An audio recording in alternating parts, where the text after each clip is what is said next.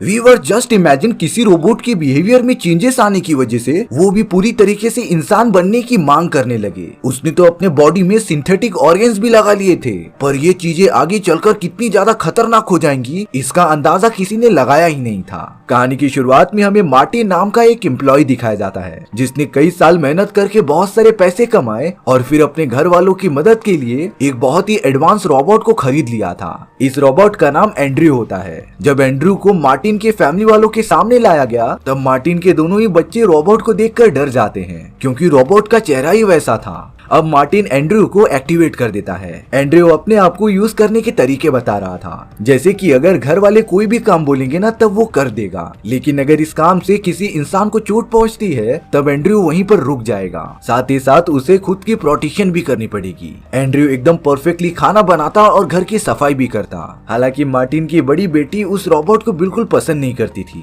इसीलिए उसने एंड्रयू को बुलाकर ये आदेश दे दिया था कि वो खिड़की से नीचे कूद जाए। एंड्रयू इस आदेश को फॉलो करते हुए खिड़की से बाहर कूद जाता है, जिससे कि एंड्रयू के बॉडी को थोड़ा सा डैमेज हुआ था। मार्टिन को जब ये बात पता चली तब उसने अपनी बड़ी बेटी को इस बारे में बहुत ही ज्यादा समझाया, क्योंकि रोबोट्स भले ही हमारा सारा काम करते हैं लेकिन इसका मतलब ये नहीं कि हम उनकी रिस्पेक्ट ना करें। अब अगले दिन एंड्रयू मार्टिन की छोटी बेटी अमेंडा के पास चला जाता है जो बीच के किनारे मस्ती कर रही थी। अमेंडा ने एंड्रयू के हाथ में अपना एक खिलौना दे दिया था, लेकिन वो गलती से नीचे गिर जाता है। एंड्रयू ने देखा कि खिलौना पूरी तरीके से टूट चुका है, इसी वजह से अमेंडा भी थोड़ी उदास हो गई थी। पर ये सारी चीजें एंड्रयू के दिमाग में अभी भी घूमते रहती हैं, इसीलिए अब उसने अमेंडा के लिए लकड़ी की मदद से वही सेम टाइप का खिलौना बना दिया था। जब ये सारी बातें मार्टिन को पता चलती हैं कि एंड्रयू ने एक खिलौना बनाया है तब वो काफी शॉक हो गया था, क्योंकि इस टाइप के रोबोट्स में फीलिंग्स है ही नहीं और वो ये सब काम नहीं कर सकते।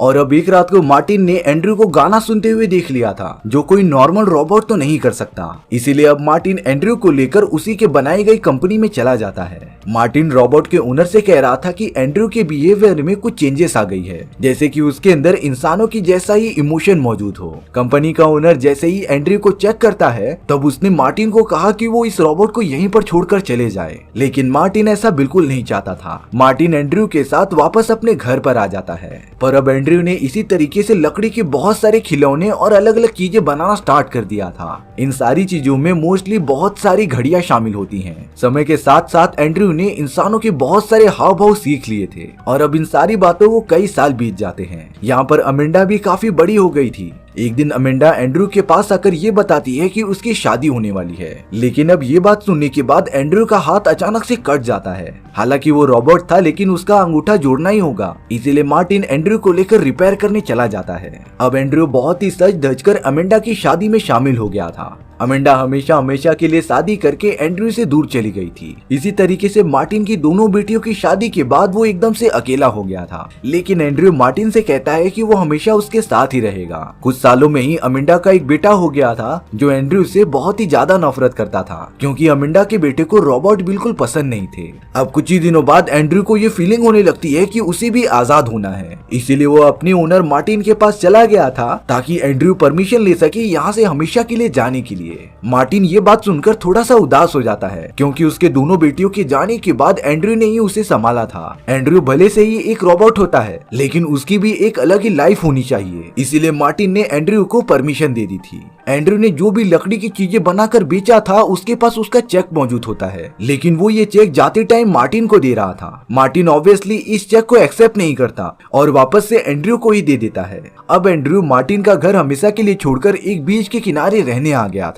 कई साल इसी तरीके से बीत जाते हैं। एंड्रयू ने तो एक इंडिपेंडेंट आदमी की तरह जीना स्टार्ट कर दिया था। एक दिन अमेंडा, जो कि बहुत ही ज्यादा एजेड हो गई थी कि उसके फादर मार्टिन की तबीयत बहुत ही ज्यादा खराब है और अगर तुम आखिरी बार मार्टिन से मिल लोगे तब वो बहुत ही ज्यादा खुश हो जाएंगे। एंड्रयू मार्टिन से मिलने चला जाता है। मार्टिन अपनी सबसे पहले रोबोट जिसने सबसे ज्यादा टाइम स्पेंड किया था उसे देखकर बहुत ही ज्यादा हैप्पी हो गया था, क्योंकि मार्टिन की बेटियों के जाने के बाद एंड्रयू ने ही उसका ख्याल रखा था। मार्टिन एंड्रयू का बड़े प्यार से हाथ पकड़ लेता है, पर थोड़ी देर बाद ही मार्टिन की डेथ हो गई थी। इन सारी चीजों के बाद एंड्रयू ये चाहता था कि वो इस देश को ही छोड़कर अलग अलग जगहों पर जाकर घूमे, इसीलिए अब उसने अपने पास रखे गए पैसों का यूज करके अलग अलग जाना स्टार्ट भी कर दिया था। एंड्रयू को ये पता था कि उसके अंदर इंसानों की जैसी फीलिंग्स आ चुकी हैं, इसीलिए अब वो देश विदेश जाकर अपने ही जैसे रोबोट को ढूंढने लगा था। हालांकि स्टार्टिंग में एंड्रयू के हाथ में कुछ भी नहीं लगता, पर एक दिन वो एक ऐसी फीमेल रोबोट से मिलता है जिसका बिहेवियर हूबहू इंसानों जैसा था। एंड्रयू तो डायरेक्टली फीमेल रोबोट के पास चला जाता है। एंड्रयू जब उस फीमेल रोबोट से जाकर बात कर रहा था तब एंड्रयू को पता चलता है कि फीमेल रोबोट को इंसानों जैसे बिहेवियर एक्सपीरियंस से नहीं बल्कि एक एडवांस मेमोरी चिप की वजह से मिले हैं। एंड्रयू तुरंत उस चिप को बनाने वाले के पास पहुंच गया था जिसका नाम रूपर्ट होता है। दरअसल रूपर्ट के फादर ने ही सबसे पहला रोबोट बनाया था जिसका आइडिया एक प्राइवेट कंपनी वालों ने चुरा लिया था। रूपर्ट एंड्रयू को ये भी बताता है कि वो एक एडवांस एक्सपेरिमेंट पर काम कर रहा है जिसमें कि वो रोबोट्स को ऊपर से पूरा इंसानों में कन्वर्ट कर देगा, लेकिन उसे फंडिंग की थोड़ी प्रॉब्लम हो रही होती है। पर अब एंड्रयू के सामने एक गोल्डन अपॉर्चुनिटी थी क्योंकि एंड्रयू को बहुत पहले से ही इंसानों जैसा बनना था, इसीलिए अब वो रूपर्ट को पैसे देने के लिए तैयार हो जाता है। लेकिन उसके बदले रूपर्ट एंड्रयू के लिए एक ऐसा कॉस्ट्यूम तैयार करेगा जिसे पहनने के बाद वो पूरी तरीके से इंसान लगे। कुछ दिन तक एक्सपेरिमेंट करने पर रूपर्ट ने इंसानों का कॉस्ट्यूम तैयार करके एंड्रयू के बॉडी पर चिपका दिया था और अब एंड्रयू को देखने से ऐसा लग ही नहीं रहा था कि वो एक रोबोट है। एंड्रयू इस बात से बहुत ही ज्यादा खुश हो जाता है, इसीलिए वो सबसे पहले अमेंडा के घर पर चला गया था।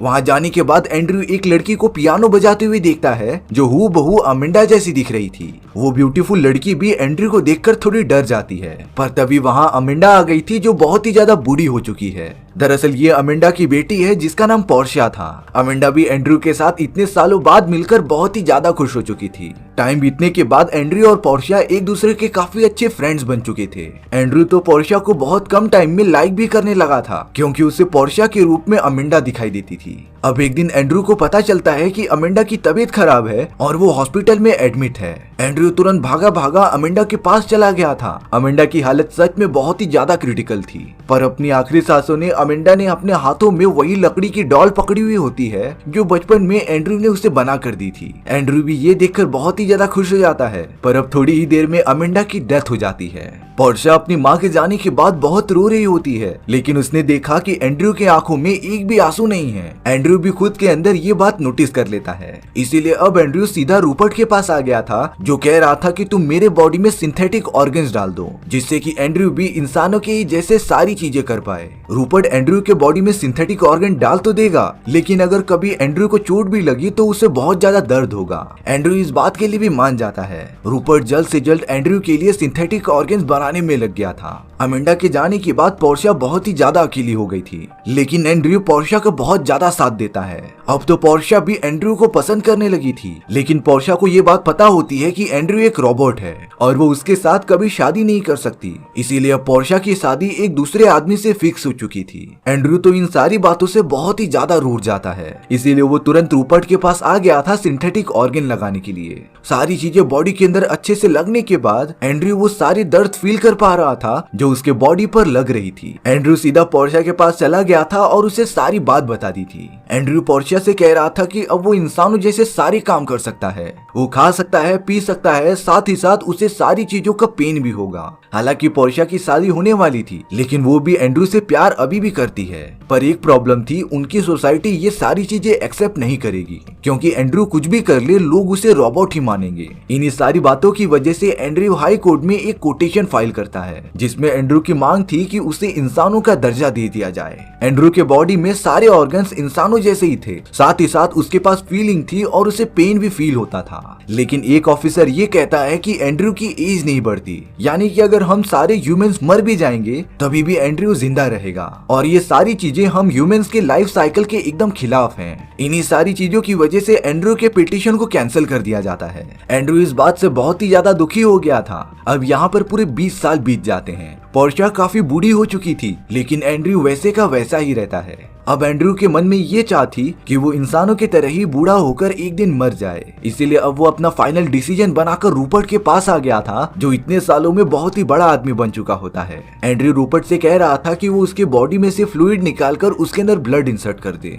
लेकिन रूपर्ट ने एंड्रयू को साफ साफ बता दिया था कि अगर उसने ऐसा किया तब एंड्रयू की भी इंसानों की तरह मौत हो सकती थी। लेकिन अब एंड्रयू इन सारी बातों के लिए एकदम तैयार था। एक्सपेरिमेंट एकदम सक्सेसफुल हो जाता है और अब हमें कई सालों बाद का सीन दिखाया जा रहा था, जहाँ पर एंड्रयू लिटरली बहुत ही बूढ़ा हो चुका था। वो फिर से कोर्ट के सामने कोटेशन फाइल करता है। एंड्रयू फिर से वही कह रहा था कि वो सब उसे इंसानों का दर्जा दे दें, क्योंकि अब तो वो भी इंसानों की तरह बूढ़ा हो चुका था और कुछ ही सालों में मर जाएगा। कोर्ट के जूरी मेंबर्स इस बात पर विचार विमर्श करने के लिए थोड़ा टाइम लेते हैं। एंड्रयू और पोर्शिया बहुत ही ज्यादा बूढ़े हो चुके थे। वो दोनों तो कैसे भी लाइफ सपोर्ट सिस्टम पर रहते हैं, लेकिन अपने आखिरी समय पर भी वो दोनों एक दूसरे के साथ थे। अब यहाँ जूरी मेंबर्स अपना फैसला सुनाते हैं। उन सभी लोगों ने मिलकर ये डिसीजन लिया था कि वो एंड्रयू को हमेशा के लिए इंसानों का दर्जा दे रहे हैं। और तो और ये बात इतिहास के पन्नों में लिखी जाएगी कि एंड्रयू इस पूरी पृथ्वी पर सबसे ज्यादा एजेड वाला आदमी बन चुका है। एंड्रयू की एज लगभग 250 साल हो चुकी थी और अब थोड़ी देर बाद ही एंड्रयू की सांस बंद हो जाती है। पोर्शिया को भी ये देखकर बहुत ही ज्यादा दुखी हो रहा था, लेकिन वो समझ गई थी कि एंड्रयू उससे कितना प्यार करता है। और अब पोर्शिया भी नर्स से रिक्वेस्ट करती है कि वो उसका भी लाइफ सपोर्ट सिस्टम बंद कर दे, जिससे कि थोड़ी देर में ही पोर्शिया की भी डेथ हो जाती है। और इसी तरीके से एक रोबोट जिसके अंदर ह्यूमंस जैसी फीलिंग आ चुकी थी, वो पूरी तरीके से इस दुनिया से सच्चा इंसान बनकर जाता है। और हमारी कहानी भी यहीं पर खत्म हो चुकी थी। सो व्यूअर्स, आपको ये स्टोरी कैसी लगी कमेंट सेक्शन में बताना भूलना मत। और अगर आपको मेरा एक्सप्लेनेशन 1% भी अच्छा लगा होगा ना, तो वीडियो को लाइक एंड चैनल को सब्सक्राइब जरूर कर देना, क्योंकि सच में इससे मुझे बहुत ज्यादा मोटिवेशन मिलता है आपके लिए इसी तरीके की मजेदार स्टोरीज ढूंढ कर लाने के लिए। तो मिलता है नेक्स्ट वीडियो में। सी या।